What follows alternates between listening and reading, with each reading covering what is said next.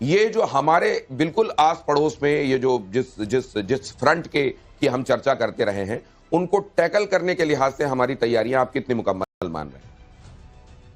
देखिए दिनेश जी, सवाल बहुत ही अच्छा पूछा है आपने। हमारे आस पड़ोस में टेक्नोलॉजिकल प्रोग्रेस बहुत हुई है, और खास करके इकोनॉमी में और वॉरफेयर में। मैं उदाहरण दूंगा चीन का, वो बेंचमार्क हमारे लिए भी बन जाता है। अब आती है जो आपने डोमेन्स की बात की, डिजिटाइजेशन है, आर्टिफिशियल इंटेलिजेंस है, ड्रोन है। इन सारी चीजों को आज भी मैं कन्वेंशनल वॉरफेयर का इनेबलर मानता हूं। इनसे आप युद्ध जीत नहीं सकते, आप इनेबल कर सकते हैं। 3 दिन से हम ड्रोन वॉरफेयर खेल रहे हैं ना।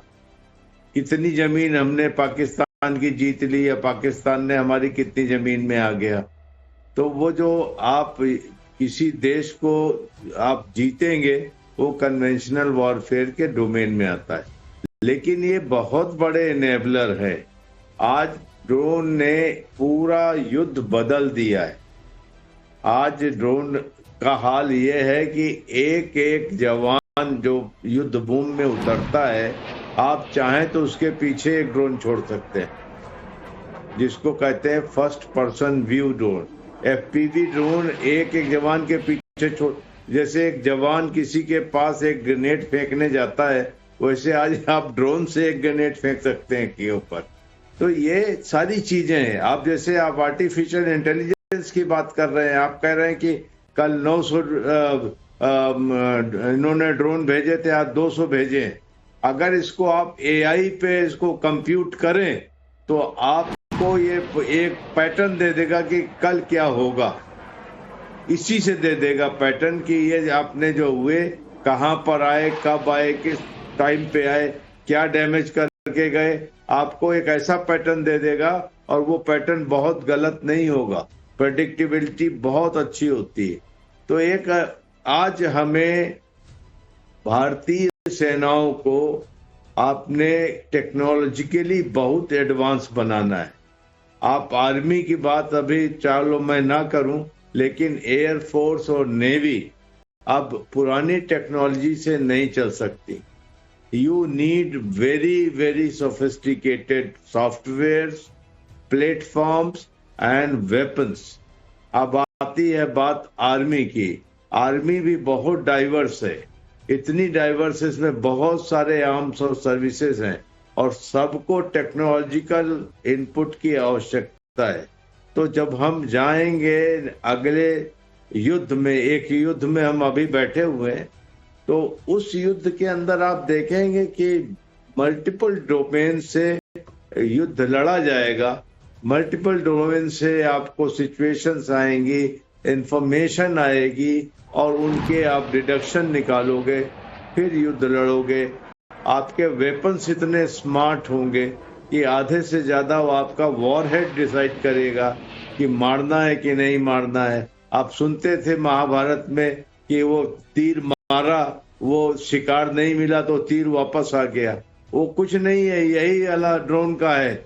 आप उसे बुला सकते हो। आर्म ड्रोन भेजा, वहां नहीं मिला, if you give them a command that can come back और लैंड करेगा, आप उसको डिसआर्म कर दो। तो ये बहुत मैंने इसे रिवोल्यूशन, इस पे मैंने एक ड्रोन पे आर्टिकल लिखा था कुछ दिन पहले। उसमें यही मैंने कहा है कि ड्रोन जो है ये एक्चुअली ऐसा रिवोल्यूशन है कि अगर इसके साथ हमने इसको राइड नहीं किया, तो हमारा वॉर फाइटिंग पूरा सिस्टम ही उल्टा हो जाएगा, ओल्ड हो जाएगा। तो हमें ये सब चीजों में करना है। इसके अंदर एफर्ट्स लगते हैं और इसके अंदर में पैसा लगता है। आज का एक महत्वपूर्ण डेवलपमेंट आज ये भी रहा सर कि वर्ल्ड बैंक ने सिंधु जल संधि मामले में दखलंदाजी से इनकार कर दिया है, और उन्होंने ये कहा है कि हम भारत को मजबूर नहीं कर सकते। ये भी एक महत्वपूर्ण डेवलपमेंट है जिस पर चर्चा कहीं रह गई। मैं इस पर आऊंगा आपके पास, लेकिन तब तक ये इस वक्त की जो बड़ी ब्रेकिंग्स हैं, इस वक्त के 10 अहम अपडेट्स आपके सामने रख रहा हूं। जम्मू पंजाब बॉर्डर पर पाकिस्तान ने ड्रोन से अटैक किया, पुंछ में, मेंढर में ड्रोन अटैक की कोशिश की। इन तमाम जगहों पर भारतीय सेना ने पाकिस्तान के ड्रोन्स को मच्छर मक्खी की तरह मार गिराया है। फिरोजपुर नौशेरा में जो पाकिस्तान के ड्रोन दिखाई दिए, गुजरात बॉर्डर के पास पाकिस्तान के ड्रोन जो नमूदार हुए, उनका भी यही हाल किया गया है। इन तमाम जगहों पर कच्छ में, बनासकांठा में 10 से 11 ड्रोन पहुंचे जिनको मार गिराया गया।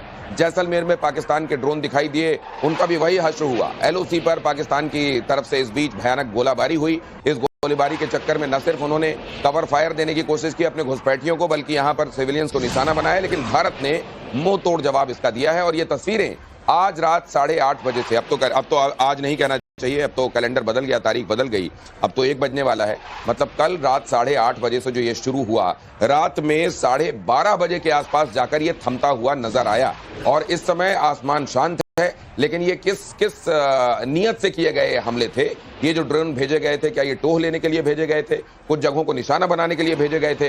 क्या ये जो शेलिंग की गई है, इसका जवाब भारत की तरफ से भी जो लगातार दिया जा रहा है, ये कितनी देर तक, कब, कितने दिनों तक पाकिस्तान सस्टेन कर सकता है, ये भी एक बड़ा सवाल है। और आज बदले हुए हालात में जब ये कहा गया पाकिस्तान के रक्षा मंत्री की तरफ से कि अब तो युद्ध होगा, क्या ये वर्ल्ड बैंक की तरफ से मिल गई भीख के बाद एक तरीके से थोड़े से हौसले का बुलबुला दिखाई दे रहा है जो उनकी तरफ से आया है, या इसको कैसे देखा जाना चाहिए? और साथ में सिंधु जल संधि के मामले में वर्ल्ड बैंक की तरफ से किया गया इनकार कि हम इसमें दखलंदाजी नहीं कर सकते, भारत को हम मजबूर नहीं कर सकते, इसके बारे में भी क्विक कमेंट लेता हूं मैं अपने मेहमानों का। NP सिंह, पहले आप। बिल्कुल, देखिए, वर्ल्ड बैंक का बिल्कुल स्पष्ट रुख है और ये भारत के लिए एक बहुत सकारात्मक चीज है।